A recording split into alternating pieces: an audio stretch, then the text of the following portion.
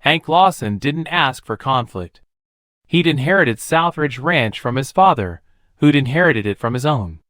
A fourth-generation rancher, Hank didn't view the land as property. He saw it as promise. Every fence post driven into the earth, every hoof that stomped the dry grass, every creaking hinge on the barn door meant something. The rhythms of the ranch weren't just tradition, they were memory. The cattle, the horses, the smell of fresh hay before sunrise, that was home. That was life. But Southridge Ranch had neighbors now. Not other ranchers, not farmers. Subdivision people. The kind who didn't wave from the mailbox. The kind who ordered weed spray and planted fake turf. Hank didn't begrudge them their comfort or their prefab fences. He just wanted to be left alone. And for a time, he was. Until Karen Bellamy moved in. Karen wasn't the first HOA president in the new Southridge Estates development, but she was the most ambitious. With her clipboard, phone camera, and a personality made of printed bylaws, she'd turned the HOA into her own little kingdom. She policed lawns like it was a moral duty, stalked through neighborhood apps like a hawk over a field, and measured everything by how much it offended her sense of order. And Karen hated the ranch. It started with letters. Printed complaints folded neatly into envelopes left at the ranch gate. Obstructions of view. Unpermitted smells. The cows were too loud. The rooster was aggressive. The smell of manure on windy days was declared a health hazard. Hank ignored it at first. The ranch, his land, was fully outside the HOA jurisdiction, grandfathered in from decades before any development had been built. But Karen wasn't a woman who understood limits. She was a woman who saw boundaries as problems to be solved. The sheriff was called out after a claim that Hank's cattle had trespassed onto HOA property.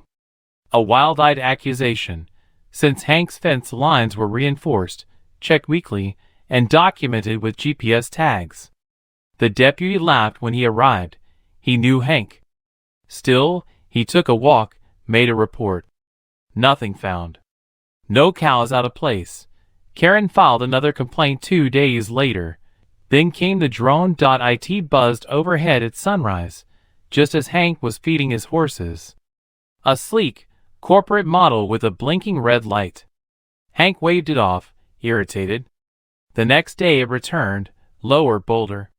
Hank caught it on camera. A week later, Karen submitted screenshots to the county zoning board, claiming Hank was violating visual integrity standards. They weren't applicable to him, but that didn't stop her from trying. And then something else happened. It was early fall when Hank found the boy.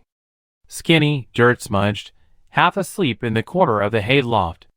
He looked no older than 15, maybe 16. He was wearing a torn hoodie, no shoes, and held an old pocket knife like a lifeline. Hank didn't ask questions at first. He got the kid warm food, socks, and water. He let him rest. Jake didn't talk much for days, but when he finally opened up, it was the kind of story that stopped you cold. Jake had run. From where, exactly, was hard to pin down. Group homes, temporary placements, foster care stints. He'd been on the streets, in shelters, in cars.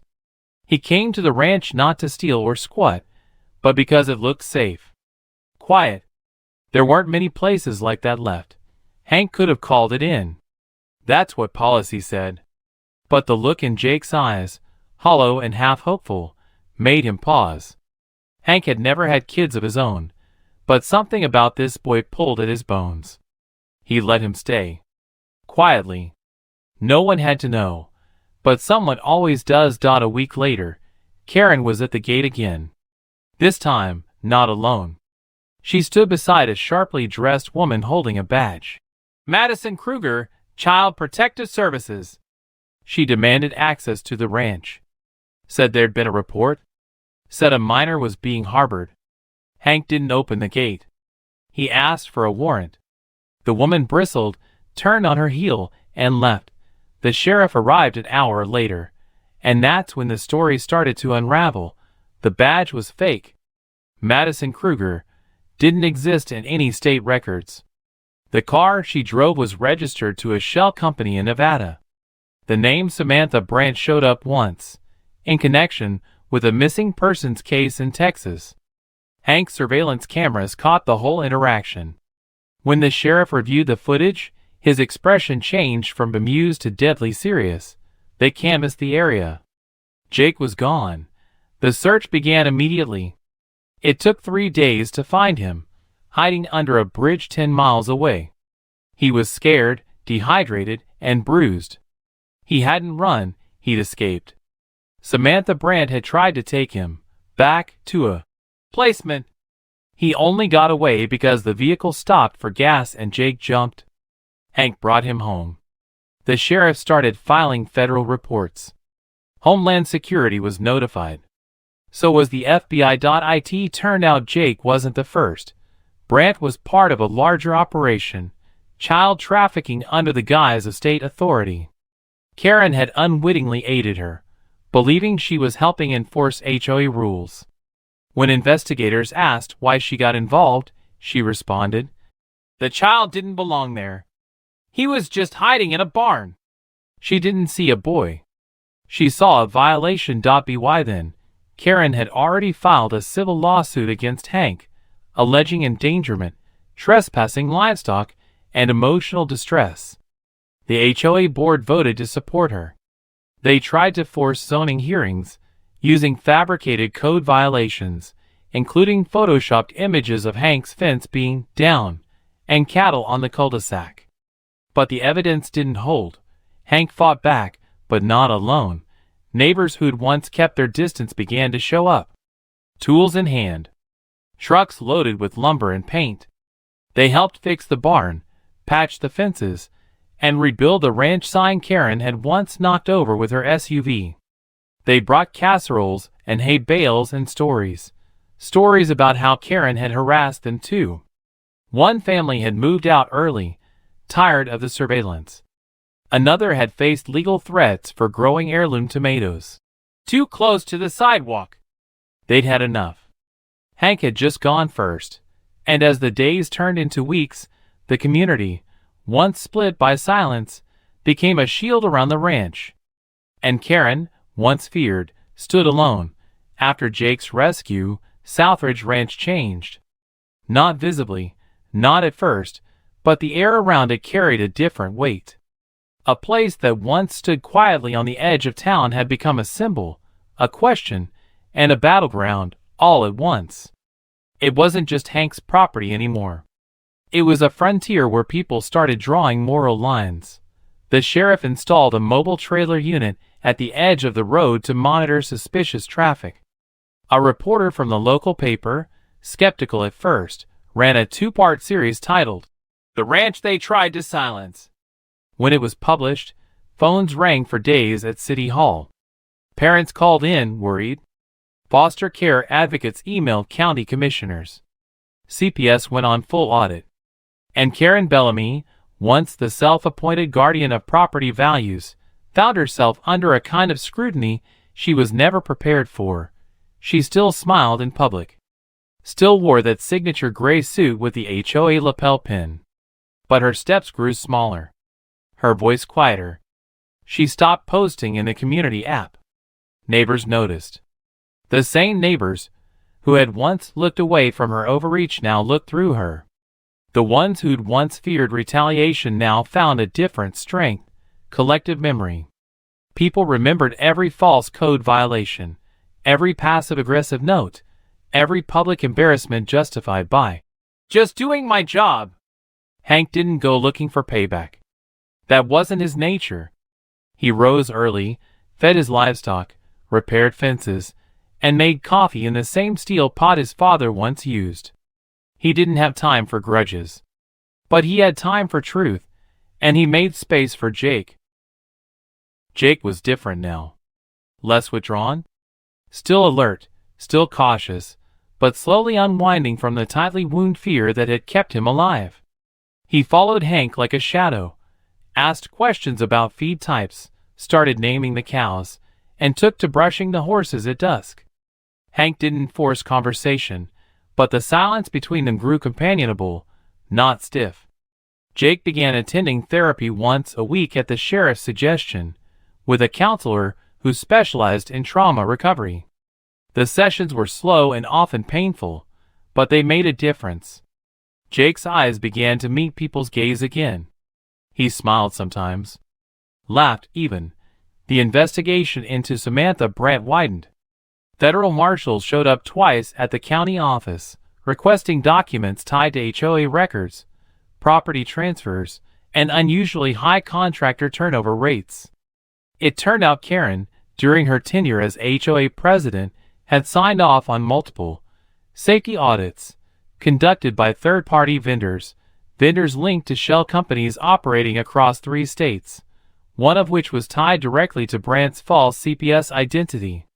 It didn't take long for investigators to discover that Karen had never bothered to verify credentials. She didn't ask questions. She just wanted problems like Jake to go away. The legal filings began stacking up. Hank retained a local attorney, Miriam Gaines, sharp as a whip and quiet as snowfall, who had handled land disputes and civil rights cases for decades. Miriam didn't posture. She prepared. She took Karen's lawsuit apart line by line, document by document. Every accusation was countered with video evidence, affidavits, and formal testimony from the sheriff's department. But Miriam didn't stop at defense. She filed a countersuit, citing malicious prosecution, defamation, harassment, and civil conspiracy. It was around this time the barn was burned. It happened at night, just past 2 a.m. A quick burst of flame that gutted the south stall and scorched the feed room. No livestock were hurt, thanks to Duke, the old ranch dog who barked loud enough to wake Hank and Jake. They got the fire out before it spread further. The investigators found traces of accelerant and a broken padlock. Arson. The news hit hard. Not because of the damage Hank could rebuild, but because it meant someone was still trying to send a message. The community responded louder. Dozens of people arrived that weekend. Some came with lumber, others with paint, nails, and food. An elderly couple brought fencing panels they'd been storing since their own land was rezoned. A group of teenagers showed up from the local vocational school, asking if they could help with the rebuild as part of their shop hours. One man, a contractor from 3 neighborhoods over, drove in with a full crew and said, "You stood up. Let us stand with you." By Monday, the barn stood taller than before. It wasn't just a structure, it was a statement. Hank didn't say much during the rebuild, but Jake did. Standing in the newly framed stall doorway, he turned to one of the teenagers and said, "This is the first place that ever came back after someone tried to break it." Word got out about that, too. Karen was served notice of the countersuit days later. Her face, once seen at every neighborhood association meeting, hadn't been spotted in over a week. Rumor had it she was in medical recovery, though no one seemed sure what that meant. Her house went dark at night. Deliveries stopped. HOA board members began resigning, quietly, some with apology letters, others just with resignation slips slid under doors. Those who remained appointed a temporary president, a retired teacher who had publicly opposed Karen's tactics for years, but had been sidelined until now. The court date was set for 3 weeks later. Miriam warned Hank the trial would be uncomfortable. There would be questions, mischaracterizations. Karen's attorney had filed motions to suppress the countersuit's reference to the child trafficking case, arguing it unfairly prejudiced the jury. The judge rejected that motion. The court would hear the full story. When the trial opened, the courtroom was packed. The gallery held reporters, neighbors, city officials, and a few faces Hank didn't recognize. Jake sat in the front row, wearing a button-up shirt and holding onto a small horseshoe keychain one of the neighbors had made for him. Karen took the stand second. Her tone was measured, her posture perfect. But her answers? Hollow, deflective. When asked about the CPS agent she allowed onto Hank's property, she claimed ignorance. When shown footage of her speaking to Agent Kruger at the gate, she stammered. When confronted with emails sent to the HOA board urging action against the livestock squatter, she claimed autocorrect errors. Then it was Hank's turn. He didn't read from notes. He didn't rehearse. He just told the truth. About the land. The generations who had lived there. The noise of the soil when it was ready for planting. About Jake. About the fire. About the fence posts that never moved until someone came along and decided rules mattered more than people. The court ruled in Hank's favor. The lawsuit against him was dismissed with prejudice. Karen was ordered to pay damages. The court initiated a referral to state authorities for investigation into the HOA's misuse of funds and association with unlicensed contractors. A separate federal inquiry into the trafficking ring expanded into multiple states, and Karen's name was added to the list of material witnesses. No charges had been filed yet, but the damage was done. Karen sold her home within the month. Quietly. Without fanfare. Her name was removed from HOA records. Her absence wasn't celebrated, but it was felt like a lifted weight. As for Hank, he never asked to be a symbol. But symbols don't get to choose. The ranch remained. So did Jake. So did the barn, stronger than ever, painted in colors brighter than before, with handprints from the kids who helped raise it again. And there, just above the new south doorframe, Jake nailed a piece of cedar with 2 words burned into the grain. The ranch didn't become quieter after the verdict. It became fuller. There's a strange kind of noise that comes not from chaos but from life returning. Shovels hitting soil, screen doors creaking open, conversations whispered during fence repairs, hammers in sink, boots scuffing gravel, laughter from a place that had only recently known tension. Southridge Ranch, for all its history and solitude, was no longer just a space for cattle and hay. It had become a place of purpose. The courthouse victory hadn't fixed everything. Jake still had nightmares. Hank still double-checked the gates every night before bed. And the memory of that fire, the bitter sting of smoke caught in the back of the throat, lingered longer than the scorch marks. But something else had begun to take root in their wake. A kind of collective memory. A stitched-together awareness that the ranch stood because people, when given a choice, had chosen courage over convenience. Jake remained. Legally, he was now in the temporary care of Hank, thanks to an emergency guardianship granted by the court. There would be hearings, home visits, evaluations. The system had its red tape, but this time, the adults handling it were different. Jake had an advocate assigned by the court. His counselor came every Thursday. The sheriff stopped by on Sundays with donuts and checked on Hank under the guise of making sure your irrigation's holding up. People cared now. Not just because of what had happened, but because of what Jake had become, proof that choosing kindness mattered. Jake's healing wasn't linear. Some days he didn't speak. Some nights he slept in the barn with a flashlight and Duke curled beside him. Other times he sat with Miriam on the porch and asked questions about legal processes with a curiosity only survivors possess.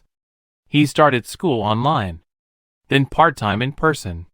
Hank never pushed, he only showed up, day after day, with quiet support and the kind of stability that can't be faked. Over time, the boy who once flinched at headlights began asking to ride into town with Hank just to buy feed. The town changed too. Southridge Estates, once infamous for Karen Bellamy's HOA dictatorship, voted to dissolve its existing charter and reconstitute with community-elected oversight and transparency measures. The new board sent Hank a letter, not an apology exactly, but a thank you, handwritten and signed by all 6 members. They offered to sponsor a ranch community day.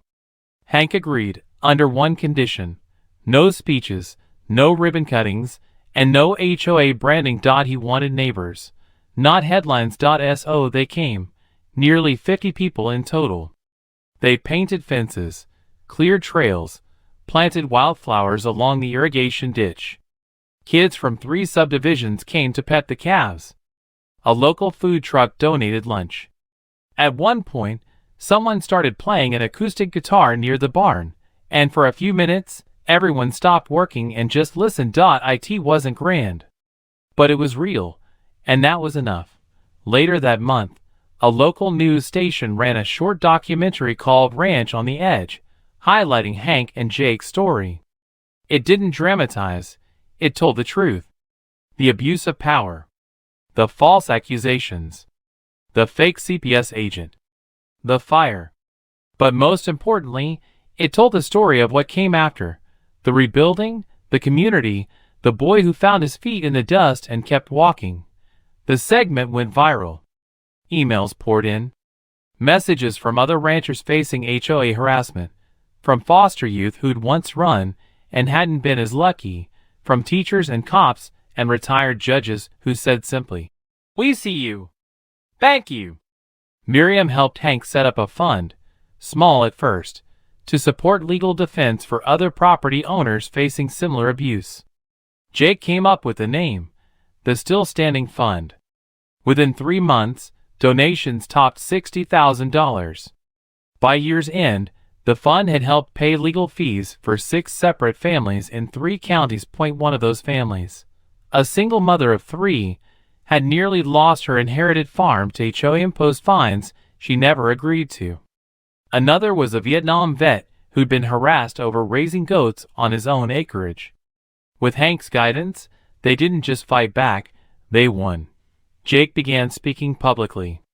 Not often, and never for show, but when it mattered.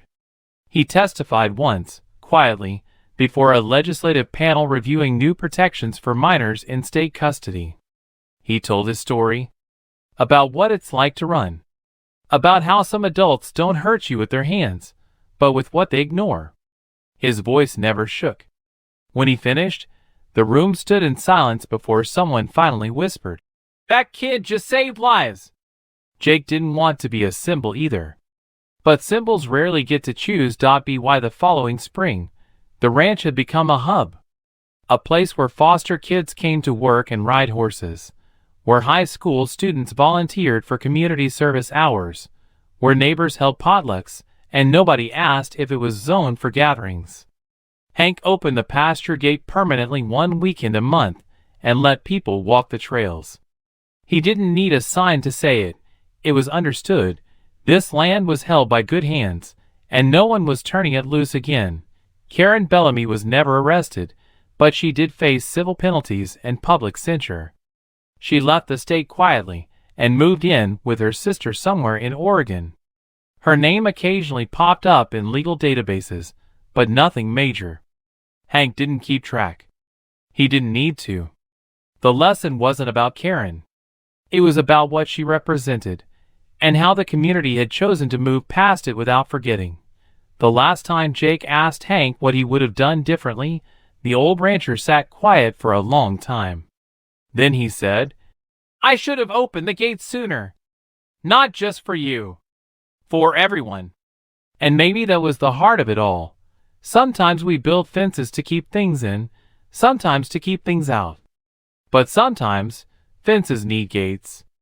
Not just for security, but for grace. Hank Lawson never set out to become a protector, a guardian, or a community leader.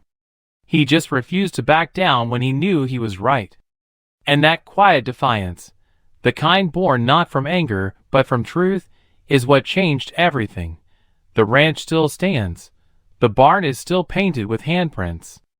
The cedar plank reading still standing still hangs above the door. Jake still brushes the horses every evening. Hank still wakes up before the sun.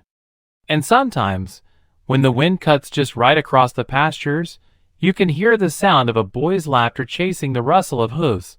Something alive, something whole, something finally free.